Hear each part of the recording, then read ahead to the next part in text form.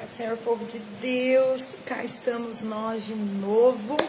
Ontem nós estávamos lendo e meu celular descarregou, então eu não terminei o capítulo 29 do primeiro livro de Crônicas. Então hoje eu vou acabar, nós paramos no capítulo 14, nós vamos acabar o capítulo 29 e nós vamos entrar hoje em segundo livro de Crônicas, capítulo 1 e 2. Glória a Deus, vamos lá?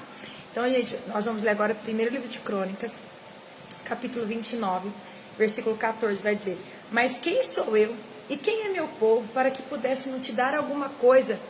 Tudo que temos vem de ti, e demos apenas o que primeiro de ti recebemos. Somos estrangeiros e peregrinos na terra, como nossos antepassados antes de nós. Nossos dias na terra são como uma sombra, passam rápido, sem deixar vestígio. Ó Senhor nosso Deus, até mesmo estes materiais que juntamos para construir um templo em honra ao teu nome santo vem de ti. Tudo pertence a ti. Eu sei, meu Deus, que examinas nosso coração e te regozijas quando nele encontras integridade. Tu sabes que fiz tudo isso com boas intenções e vi teu povo entregar ofertas voluntariamente e com alegria. Ó Senhor, o Deus de nossos antepassados, Abraão, Isaque e Israel, leva teu povo a sempre desejar te obedecer. Mantenha o coração deles sempre leal a ti. Dá a meu filho Salomão o desejo sincero de obedecer a todos os teus mandamentos, preceitos e decretos, e de fazer todo o necessário a fim de construir esse templo para o qual realizei esses preparativos. Então Davi disse a toda a comunidade: louvem o Senhor seu Deus. E toda a comunidade louvou o Senhor, o Deus de seus antepassados, e eles se prostraram e se ajoelharam diante do Senhor e do rei. Salomão é proclamado rei. No dia seguinte trouxeram 1000 novilhos, 1000 carneiros e 1000 cordeiros, e os apresentaram ao Senhor como sacrifícios e holocaustos. Também trouxeram ofertas derramadas e muitos outros sacrifícios em favor de todo Israel.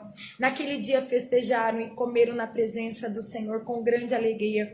Mais uma vez proclamaram Salomão, filho de Davi, como rei. Ungiram Salomão diante do Senhor como seu líder e ungiram Zadok como sacerdote. Salomão se sentou no trono do Senhor em lugar de seu pai Davi. Foi bem sucedido em tudo. E todo Israel lhe obedecia. Todos os oficiais, os guerreiros e os filhos de Davi prometeram ser leais ao rei Salomão. O Senhor exaltou Salomão diante de todo Israel e lhe deu mais esplendor que qualquer outro rei de Israel antes dele. Resumo do reinado de Davi: Davi, filho de Jessé, reinou sobre todo Israel. Reinou em Israel por 40 anos, 7 anos em Hebrom e 33 em Jerusalém. Morreu em boa velhice, depois de desfrutar uma vida longa, cheia de riqueza e honra. Seu filho Salomão foi seu sucessor. Todos os acontecimentos do reinado de Davi, do início ao fim, estão escritos no registro do vidente Samuel, no registro do profeta Natã e no registro do vidente Gade, incluindo os grandes feitos de seu reinado e tudo o que aconteceu com ele, com Israel e com todos os seus vizinhos. Amém? Glória a Deus. Acabamos o primeiro livro de Crônicas e vamos entrar agora no segundo livro de Crônicas, capítulo 1. Vamos ler? Salomão, filho de Davi, estabeleceu firme controle sobre seu reino, pois o Senhor, seu Deus, estava com ele e o tornou muito poderoso. Salomão convocou todas as autoridades de Israel, os generais e capitães do exército, os juízes e todos os líderes e chefes dos clãs. Então conduziu toda a comunidade ao lugar de culto em Gibeon, pois ali ficava a tenda do encontro. Essa era a tenda que Moisés, servo do Senhor, havia feito no deserto. Davi tinha transportado a arca de Deus de Kiriat Jearim para a tenda que ele havia preparado para ela em Jerusalém. Mas o altar de bronze, feito por Bezalel, filho de Uri e neto de Ur, ainda estava ali em Gibeon, em frente ao tabernáculo do Senhor. Então Salomão e o povo se reuniram nesse local para consultar o Senhor. Na presença do Senhor, Salomão ofereceu 1000 holocaustos sobre o altar de bronze que estava na tenda do encontro. Naquela noite, Deus apareceu a Salomão e lhe disse: peça o que quiser e eu lhe darei. Salomão respondeu a Deus: tu mostraste grande amor leal a meu pai Davi, e agora me fizeste rei em seu lugar. Ó Senhor Deus, cumpre a promessa que fizeste a meu pai Davi, pois me fizeste rei sobre um povo tão numeroso como o pó da terra. Dá-me sabedoria e conhecimento para que eu os lidere bem, pois quem é capaz de governar este teu grande povo?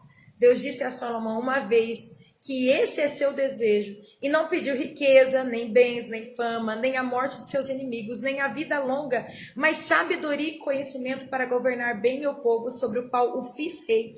Certamente lhe darei a sabedoria e o conhecimento que pediu. Também lhe darei riqueza, bens e fama, como nenhum rei teve, nem jamais terá. Então Salomão voltou da tenda do encontro no lugar de culto em Gibeon para Jerusalém e reinou sobre todo Israel.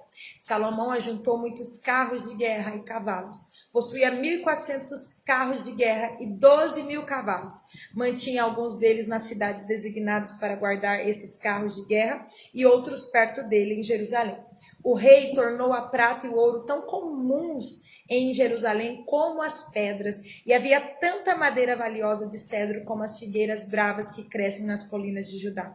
Os cavalos de Salomão eram importados do Egito e da Cilícia. Os comerciantes do rei os adquiriram da Cilícia pelo preço de mercado. Naquela época, um carro de guerra do Egito custava 600 peças de prata e um cavalo 150 peças de prata. Depois eram exportados aos reis dos hititas e aos reis da Síria. Gente, tremendo, né? Como é importante a gente saber o que pedir ao Senhor. Paz do Senhor, pastor Eduardo. Boa noite. Paz do Senhor. Muito bom tê-lo aqui, né? Tantos anos que eu não vejo, irmão, mas Deus abençoe o irmão aí onde o irmão está, pastoreando o irmão, a sua família, viu? Agora nós vamos ler o segundo capítulo do segundo livro de Crônicas. Esse primeiro capítulo vai dizer que Salomão, quando Deus pede o que quiser, ele pede sabedoria e conhecimento para governar bem o povo, a promessa que Deus tinha feito. Como é bom a gente pedir as coisas certas, porque a palavra diz, se nós buscarmos o reino de Deus e a sua justiça, as demais coisas nos serão acrescentadas, que nós possamos focar no que é o reino de Deus, a vontade de Deus, que o reino de Deus venha sobre a terra, e as demais coisas Deus nos dará, porque se Ele nos deu o Filho, como não nos dará as outras coisas? Romano vai dizer isso. Vamos ler agora para finalizar, segundo livro de Crônicas, capítulo 2, preparativos para a construção do templo.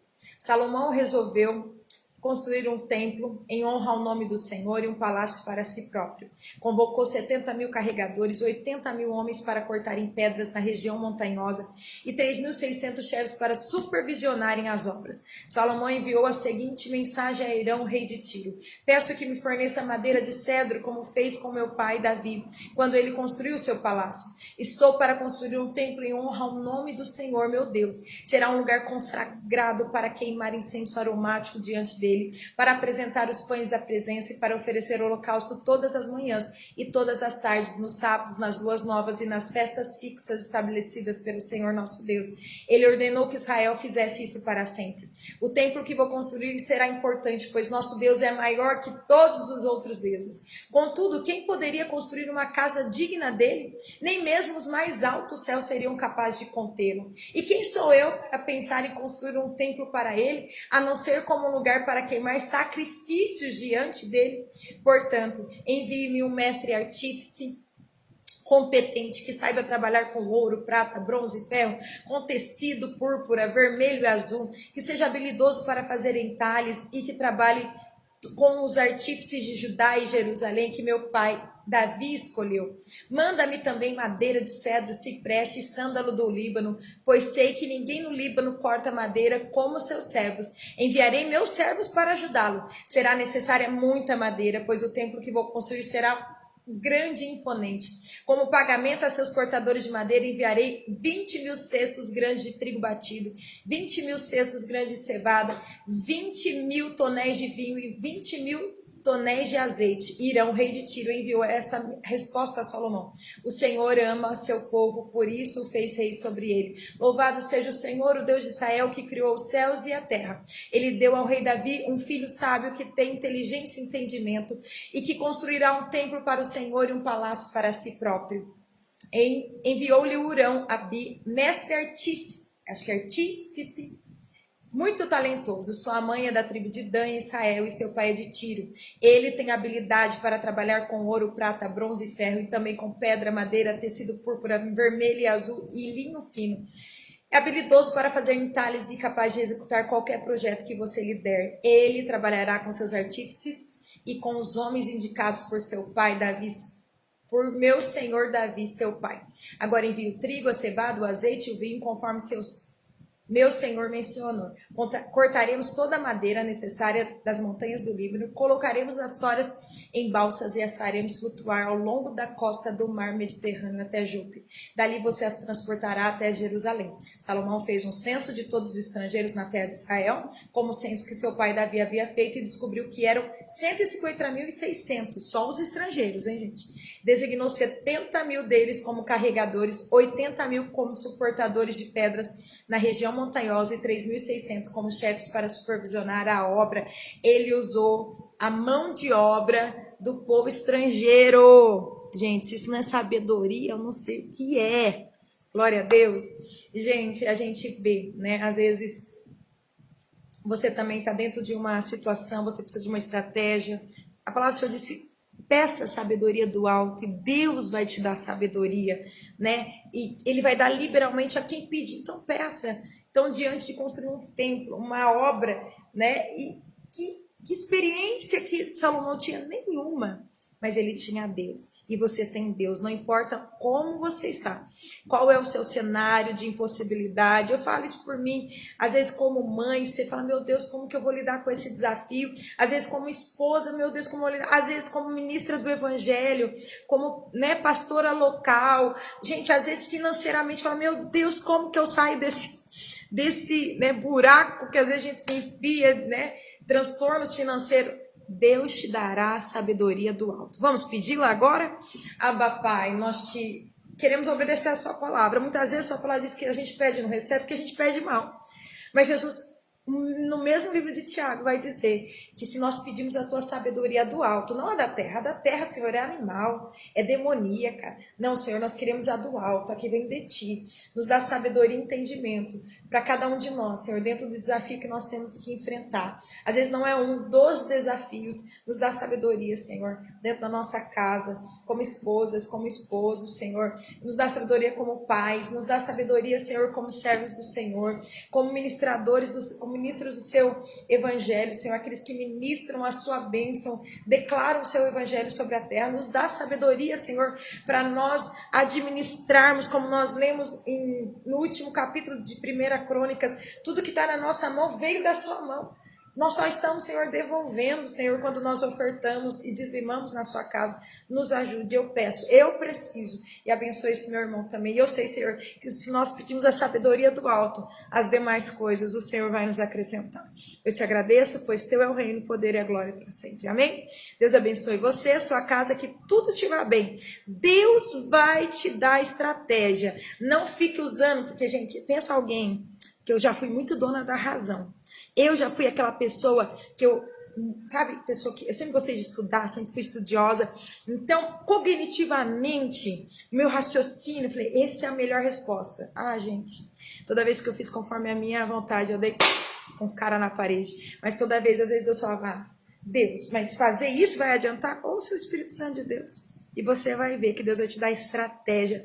Ideias simples, mas que podem mudar muitos cenários, inclusive, que você está passando. Deus abençoe você e sua casa. Amanhã a gente está de volta e nós vamos ler essa Bíblia, essa palavra de Deus. Nós vamos finalizar essa leitura até o final do ano.